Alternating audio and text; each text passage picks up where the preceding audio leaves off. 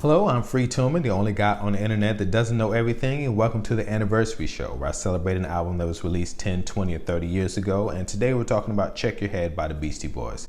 While I have your attention, please don't forget to like and subscribe and hit the notification bell and leave a comment. Don't forget to check out my other shows, Never Heard It, where I talk about classic albums that I never got around to listening to, and It's Been a While, where I talk about albums that I loved as a kid, but for whatever reason, I stopped listening to them. Okay, now it's time to check your head.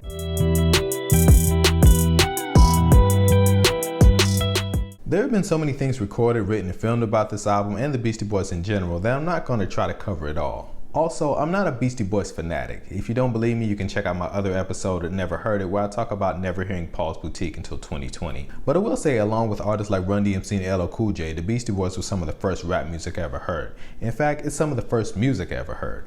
Ad Rock, Mike D, and MCA, may he rest in peace, are the foundation for all the music that I love. So that's why I'm celebrating Check Your Head, which was released on April 21st, 1992. So if you're watching this in 2022, it is 30 years old.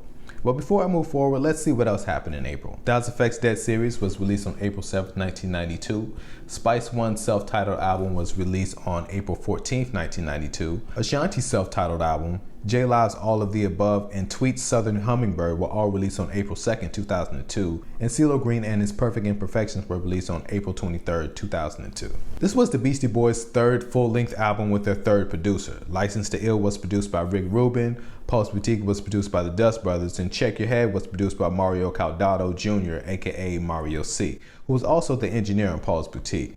Before working with the Beastie Boys, Mario C. helped engineer songs for Tone Loc, Young MC, and various other artists on Delicious Vinyl. I should also state that the Beastie Boys also co-produced all of their own albums. It's weird to think about now, but the Beastie Boys were pretty down and out when they recorded this album. Their debut album was a huge success. The problem was that they became successful not really being themselves. So on their sophomore album, they tried to show the world who they really were, and that album flopped. I know it's considered a classic now, but it didn't even chart in the US top 10, which is crazy when you consider that their last album was Columbia Records' fastest selling debut album of all time, and now it's Diamond. After Paul's Boutique, they went from recording in legendary studios like the Record Plant to recording in Atwater Village. By the way, this sign doesn't exist anymore. And here's another fun fact. Did you know that the Beastie Boys is the acronym for Boys Entering Anarchistic States Towards Inner Excellence? Jimmy James is the first song and third single from this album. It started as a tribute to Jimi Hendrix, but many of the original samples wouldn't be cleared by the Hendrix family. A few months after this album was released, the Hendrix family relented and the original song was released as it was intended, and that's how it became the third single. The song on the album begins with someone at a live show saying, "This next one is the first song off our new album." I assumed for years that this was one of the Beastie Boys announcing this at a show. In reality, it's from a Cheap Trick live album, and apparently the character of Jimmy James from News Radio was named after this song. Pass the Mic was the first single from this album, and that makes sense because this song, along with the second single, So What You Want, are the most hip-hop sounding songs on the album. Having said that, this sounded nothing like hip-hop in 1992. 1992 was the year of The Chronic, Don't Sweat the Technique, and Mecca and the Soul Brother. The closest thing was probably Bizarre Ride to the Far Side, and even that's a stretch. It had been 3 years since we had heard from the Beastie Boys, and their last single was Shat Rack from Paul's Boutique. A really cool video if you've never seen it, but it really didn't tear up the charts. So it would make sense that they would come back with something that split the difference between their love of hip-hop, live instrumentation, and sampling.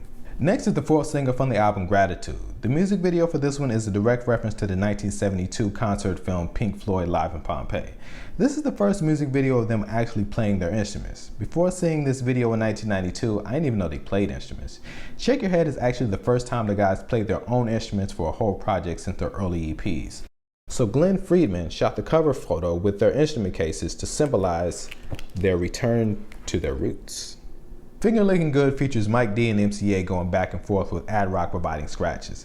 There's also a song called Finger Licking Good by Groove Holmes and Jimmy McGriff, which is notable because later on in the album, they actually have a song called Groove Holmes. Weirdly enough, neither song samples Groove Holmes. So What You Want is one of my favorite Beastie Boys singles of all time. The distorted vocals, the John Bonham-esque drums, the organ stabs, all that coupled with the Predator effects in the video, it's really one of my favorite things they've ever created. Time for Living is them wholeheartedly celebrating their punk roots. The song is a mashup of an unreleased Frontline song and Time for Living by Sly and the Family Stone, sung through a Sony karaoke mic. Stand Together is the rare MCA solo track. And Groove Holmes, as I stated earlier, is an homage to the legendary organ player Richard Arnold Holmes, aka Groove Holmes, who had died a year prior to this album being released. Live at PJ's is an ad rock solo track which sounds mostly like a freestyle. Money Mark gets on the mic for Mark on the Bus. I've always liked the lyric, "Won't you take me away and take away me?" I don't know why, it just feels really poetic. And speaking of poetry, the album ends with MCA reading a poem on Namaste. One of the most meaningful lyrics on the album is on the song Professor Booty, of all songs. Mike D says, "I've been through many times in which I thought I might lose it. The only thing that saved me has always been music." And that feels like the mission statement of this whole album. At this time in their career, the Beastie Boys were written off as one-hit wonders. Of course, they had their fans, but mainstream America wasn't really paying attention. They wouldn't become who we know them to be today until their fourth album, Ill Communications, specifically the video for Sabotage. They were just three guys that loved music, and more importantly, they loved each other. And they just kept doing what they loved no matter who was listening. When Adam Yauch died in 2012, I felt like a piece of my childhood died too. More than the music, their passion and love for creating art is what moved me more than anything. So happy anniversary to Check Your Head. And see you next time when I talk about the album Rap Music by Killer Mike. This is Free Tillman, the only guy on the internet that doesn't know everything. Peace.